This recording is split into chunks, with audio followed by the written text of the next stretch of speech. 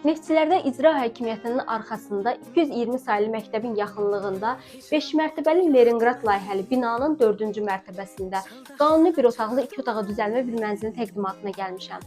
Mənzilimiz təmir olunub, təmirdən sonra yaşayış olmayıb, qeydiyyatda heç kim yoxdur. Hazırda mənzilimizin giriş hissəsindəyim. Giriş hissəsindən sağ tərəfdə açarlığa, güzgülüyə yer verilib. Keçək mənzilimizin qonaq otağına. Burası mənzilin qonaq otağıdır, mətbəx stüdyodur. Mənzilimiz gördüyünüz bütün əşyalar yenidir və qiymətə daxil olacaq. Daxil olaq mənzilimizin mətbəxinə. Bütün mətbəx mebeli, mətbəx avadanlıqları hamısı quraşdırılıb və hər biri yenidir.